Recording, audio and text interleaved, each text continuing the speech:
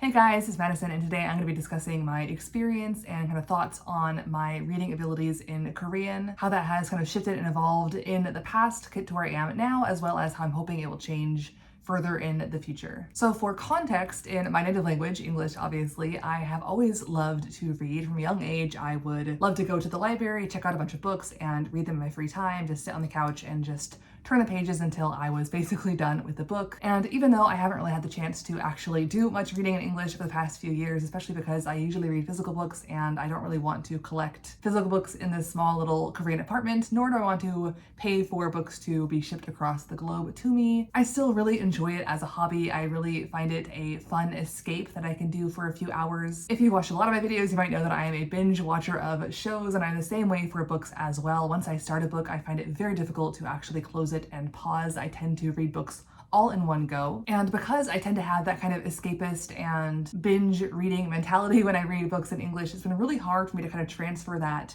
joy and escape feeling that I get from reading books in English over to my reading in Korean. I've been learning Korean now for approximately 14 years. It's been quite a while, and it took me years and years before I even really attempted to read a book. I think it took me 5 years to even get my first book, and then it took me a couple years after that to even truly make progress in reading any books. And the reason for that is because it was just such a taxing task. Like, it takes a lot of your energy. There's so many words that you don't know at, the more beginning or intermediate phases of a language to try to tackle a young adult or adult level novel, especially when you're going from a language like English to Korean, where there's just very few cognates and an entirely different grammar system. It just takes a lot of mental energy to get used to reading in a very different language from your own, or even, in any other language really, but especially when the language is a lot further from your native language than a language like Spanish, where at least your brain is like used to the alphabet and stuff. But for a language like Korean, again, the alphabet, the grammar, the vocab is all so different that it really takes a while and a lot of practice to actually get comfortable reading sentences and paragraphs and then eventually whole stories in that language. And so for the first probably 10 years of my language learning experience, even though I in theory wanted to be able to read in Korean, I never really had motivation to open books and read them because it felt so much like work and not like that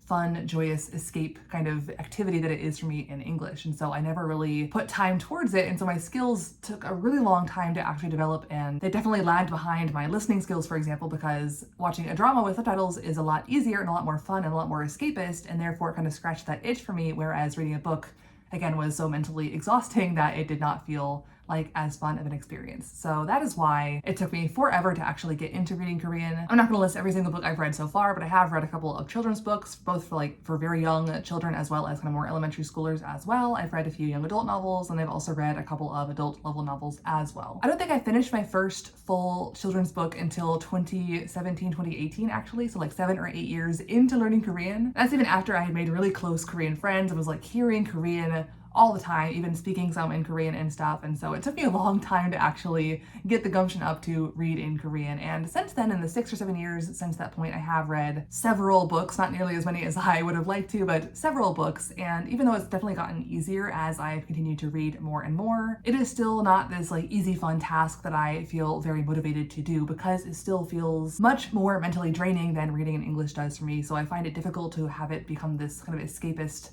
fun activity like it is for me in English. And over the past several years, I've been kind of frustrated with that fact, the fact that there's this gap between where I am currently and this kind of escapist fun reading stage where I want to be in. But it's always been this kind of catch-22, because in order to get to that stage where it's fun and easy, I have to read a lot. But in order to read a lot, I have to have motivation to read, and because it's not this fun, easy, kind of escapist activity, I don't feel the motivation to read hardly ever, and so I don't end up reading very much in my regular life unless I'm doing some sort of challenge or some video for YouTube. However, over the past, I guess, 8 or 9 months or so, since I have kind of gotten into webtoons again for the first time in forever, something has kind of shifted where I realized that it is possible for me to find joy and that escapist feeling in Korean as well. And that is due to the fact that because webtoons are, by their very nature, easier than full-fledged novels, because 99% of the words on the webtoon are just the dialogue of the story, which has always been easier for me than the kind of narrative stuff around the dialogue in any given story or novel. So that makes it easier kind of language-wise, and also because there is the visual element of the drawings themselves, kind of putting a visualization to the story that you're reading. It is also very visually attractive to read, and so it makes you want to keep reading just to kind of see the characters interact and,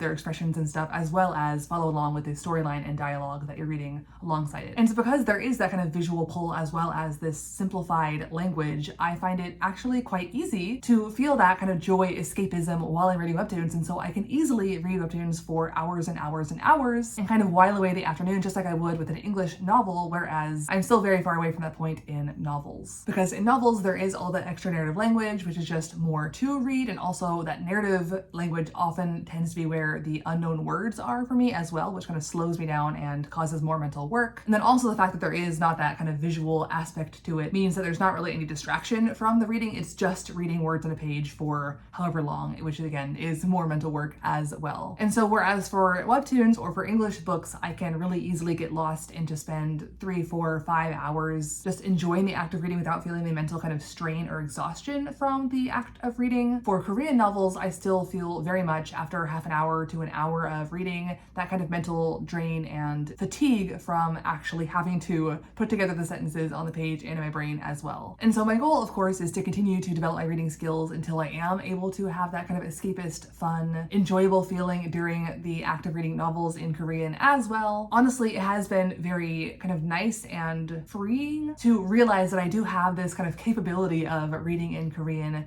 with webtoons and actually losing myself in the story like I can with a drama or an English book. And I guess just kind of this experience with webtoons has given me hope that I am making progress on my journey towards being bilingual in English and Korean, and that with more practice and time, I will eventually be able to have the same escapism feeling in Korean novels as well, as long as I, again, keep pushing forward, keep trying to find motivation to read things in Korean, to build up those skills, build up that vocab until I am able to read with ease and escape into a adult level Korean novel. And so that is basically it for this kind of chatty video today. I will say, just for kind of accountability purposes, that I did kind of start a challenge or project, or just I have a goal for this month, or at least the near future, that I started on June 1st, and that is to read every single day in Korean. My ideal goal is to read at least an hour every single day in Korean, but honestly, I will just take reading every single day in Korean at all, even if I don't hit that, ideal time goal. It has been a week so far, and I have been successful so far, and so I'm hoping that I can continue that into the future. My goal is to do a wide variety of reading tasks as well, so my Korean reading textbooks, my adult level novel, my nonfiction linguistics book, my webtoons that I'm reading as well, of course. Most of the days so far have been extensive reading, where I am just reading to read basically, and not really worrying about all the unknown vocabulary in the things I'm reading. For both the webtoons I read and also the novel that I read, I tend to read in the style where I'm not really looking up words, because I can generally understand what's going on without having to look up words. Whereas for other things like my reading textbooks or my linguistics book, I'm hoping to do a bit more of intensive reading, where I am pausing to actually look up words and focus more on vocabulary specifically, so that I can kind of expand my overall vocabulary as well as my reading vocabulary specifically. But